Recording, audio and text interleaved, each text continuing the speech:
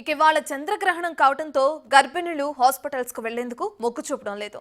గ్రహణం ముందు నుంచే బయటకు వెళ్లేందుకు నిరాకరిస్తున్నారు. నెలలు నిండినప్పటికీ సిజేరియన్లని వాయిదా వేయాలని డాక్టర్లను కోరుతున్నారు. చంద్రగ్రహణం ఇవాళ రాత్రి 9:55 ప్రారంభమయ్యి కనీసం 3:28 పాటు ప్రభావం చూపనుంది. ఎన్నడూ లేని విధంగా 82 నిమిషాల పాటు ఈ చంద్రగ్రహణం ప్రక్రియ కొనసాగనుంది. గ్రహణం అంటేనే ఒక రకమైన ప్రచారం ఉంది. గ్రహణం రోజు ప్రసవం జరిగితే జన్మించే శిశువులు అనారోగ్యంతో పుడతారని చాలా మంది నమ్ముతారు. దీంతో గ్రహణం రోజు గర్భిణీ స్త్రీలను బయటికి కూడా రానివ్వరు.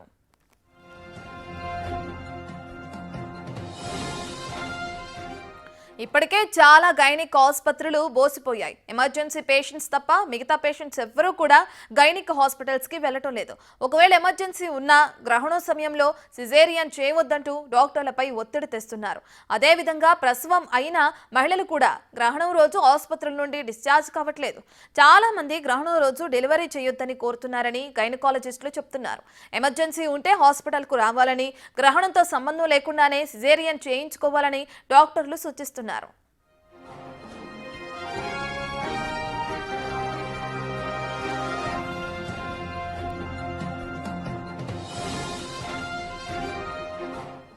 మరింత సమాచారాన్ని మా ప్రతినిధి శ్రీనివాస్ అందిస్తారు. దాదాపుగా 3 గంటల సమయం ఉన్నటువంటి నేపథ్యం లోపల ఇటు ఆసుపత్రులకి రావాలి అంటేనే గర్భిణులు జంకుతున్నటువంటి పరిస్థితి. ముఖ్యంగా డెలివరీ పోస్ట్పోన్ చేసుకున్నారు. ప్రస్తుతం ఇదే అంశం మీద మాట్లాడడానికి గైనకాలజిస్ట్ మేడం ఉన్నారు. మేడం చెప్పండి, అంటే ముఖ్యంగా గ్రహణాలు అంటేనే ఇప్పుడు గర్భిణీ స్త్రీలు చాలా ఇబ్బంది పడుతూ ఉంటారు. అసలు నిజంగా ఈ గర్భిణీ స్త్రీలకు అంటే పుట్టబోయే బిడ్డలకు ఏమైనా ఎఫెక్ట్ ఉంటుందండి దీనివల్ల? గ్రహణం అన్నప్పుడు మన పెద్దవాళ్ళు ఏం చెప్తారంటే ఆ టైంలో బయటికి రానివ్వరు, బెడ్ మీదే పడుకోమని చెప్తారు, కదలను కూడా కదలొద్దని చెప్తారు. ఇంకేదన్నా షార్ప్ ఆబ్జెక్ట్స్ లైక్ నైఫ్ కానీ అది దాని దగ్గర కూడా పెట్టనివ్వరు. సో ఇవన్నీ సైంటిఫిక్గా ఏం ఎవిడెన్స్ ఉంది అంటే ఇవన్నీ మిత్స్. దీనివల్ల బేబీకి ఏమైనా బర్త్ డిఫెక్ట్స్ మురుది అంటారు కదా, అవి వస్తాయని అయితే ఎవిడెన్స్ అయితే లేదు సైంటిఫిక్గా. అంటే మామూలుగా ఇప్పుడు నెలలు నిండిన వారు డెలివరీకి ఇంట్రెస్ట్ చూపుతున్నారు అంటే మామూలుగా పోస్ట్ పోన్ చేసుకోవడము, ముందే చేయాలని చెప్పి చేయడము, అట్లా ఏమైనా చేస్తున్నారు? అవును, అంటే వాళ్ళు ఆ భయం అయితే చాలా ఉంటుంది. మన దగ్గర అయితే చాలా చూసాం. ఇప్పుడు నెక్స్ట్ మంత్ డెలివరీ ఉంది, గ్రహణం ఉందని చెప్పేసి నిన్ననే వచ్చి అడ్మిట్ అయిన పేషెంట్ కూడా ఉన్నారు మన దగ్గర. ఆమెకి అంటే మెంటల్గా చాలా ప్రెషర్ తీసుకుంటుంది. నాకు ముందు నార్మల్ డెలివరీ అయింది, చిన్నగా పెయిన్ వచ్చినా కూడా రేపు ఆ టైంకి డెలివరీ అయితే ఎలా, ఆమెకి మేము కౌన్సిలింగ్ చేస్తూ నిదానంగా ఉండమ్మా, ఇట్లా టెన్షన్ పడితే బేబీ హార్ట్ బీట్స్ పెంచుకొని కూడా అబ్జర్వేషన్కి ఉంది పేషెంట్. సో అలా చాలామంది ఉన్నారు. అలా చేయకూడదు. ఇన్ కేస్ ఏదైనా ఎమర్జెన్సీ ఉంటే ఇంట్లోంచి బయటికి రావాల్సిందే కదా. బేబీ మూమెంట్స్ తగ్గినా బ్లీడింగ్ లాగా ఏమన్నా కనిపించినా, ఉమ్ము నీరు లీక్ అయిందని ఏమన్నా డౌట్ ఉన్నా కూడా సో ఆ టైంలో మీరు రావాల్సిందే బయటికి. ఆ షాడోస్ మీద పడతాయి, బేబీకి ఏదైనా ఎఫెక్ట్ అవుతుంది అంటూ చూసుకుంటే దానికన్నా రాకుండా ఉండడం వల్ల ఇబ్బంది పడ్డ వాళ్ళు చాలా ఉన్నారు. మామూలుగా అంటే చంద్రగ్రహణం పట్టేటువంటి 3 గంటల సమయం లోపల ఒకే సైడు పడుకోవడము, అట్లా కదలవద్దు అని చెప్పి కొన్ని రిస్ట్రిక్షన్స్ కూడా పెద్దలు పెడుతూ ఉంటారు. అలా 3 గంటలు కదలకపోవడం వల్ల ఏమన్నా అంటే గర్భిణీ స్త్రీలకు ఎఫెక్ట్ ఉంటుంది మేడం? ఉంటుంది. అంటే మజిల్ స్పాజమ్ అన్నవి కామన్గానే, అంటే మజిల్ పట్టేయడం అన్నది కామన్గానే చూస్తుంటాం.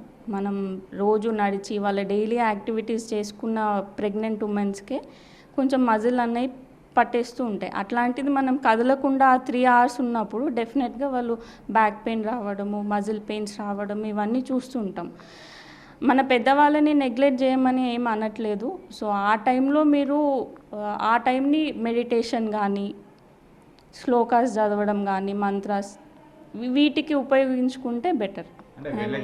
పడుకోవాలని ఒక రిస్ట్రిక్షన్స్ అదైతే ఉంటుంది, అది అలా చేయకూడదు. ఆ టైంలో మెడిటేషన్ చేయొద్దు అని ఎవరు చెప్పలేదు కదా. మనకి మంత్ర శ్లోకాస్ కానీ మన ఇన్నర్ ఎనర్జీని పెంచుకోవడానికి యూజ్ చేసుకుంటే బెటర్. అది వాళ్ళ కామ్నెస్ని కూడా పెంచుతుంది. ఇప్పుడు అది గ్రహణం పోయేంత వరకు వాళ్ళు ఆ టెన్షన్లోనే ఉంటారు. ముఖ్యంగా ఈ పెద్దవాళ్ళు ఈ టైం లోపల కూడా బాత్రూమ్ లాంటివి వెళ్ళొద్దు అని కూడా అంటూ ఉంటారు.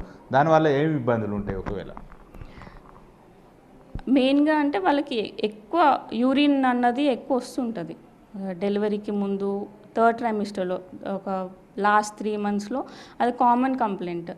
ఆ టైంలో అట్లా వెళ్ళనీయకుండా ఉంటే యూరిన్ ఇన్ఫెక్షన్స్ ఇవన్నీ ఎక్కువ ఉంటాయి. బేసికల్గా ఏంటంటే ఆ 3 hours అనే కాదు, ముందు నుంచి కూడా వాళ్ళకి వాటర్ ఇవ్వకపోవడము, ఫుడ్ ఇవ్వకపోవడము, ఎప్పుడో ఆ టైంలో కుక్ చేయొద్దని చెప్పేసి ఎప్పుడో మార్నింగ్ కుక్ చేసిన ఫుడ్ పెట్టడము, ఇవన్నీ ఉంటాయి. సో అలా చేయడం వల్ల సఫర్ అవుతారు వాళ్ళు.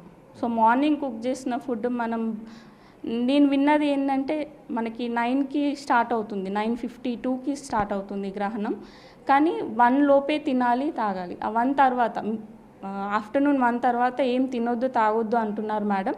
మరి టాబ్లెట్స్ మధ్యాహ్నంవి ఎప్పుడు వేసుకోవాలి అని అడుగుతున్నారు. అలా ఉండకూడదు. సో డీహైడ్రేషన్ అవుతారు. ఇప్పుడు మీరు 1 నుంచి మళ్ళీ నెక్స్ట్ డే మార్నింగ్ వరకు వాటర్ తీసుకోకుండా మీకు వాటర్ లేకుండా డీహైడ్రేట్ అవుతాం, మనమే డీహైడ్రేట్ అవుతాం. అట్లాంటిది ప్రెగ్నెంట్ ఉమెన్ చాలా తొందరగా డీహైడ్రేట్ అవుతారు. వాళ్ళకి గ్లూకోజ్ అన్నది చాలా ఇంపార్టెంట్, ఎందుకంటే వాళ్ళకి బేబీకి గ్లూకోజ్ వెళ్తూ ఉంటుంది కాబట్టి హైపోగ్లైసిమిక్ స్టేట్లో ఉంటారు. సో ఫ్రీక్వెంట్ మీల్స్ మధ్యలో మనం 3 meals తీసుకున్నా కూడా మధ్యలో స్నాక్స్ తీసుకోమని చెప్తాం.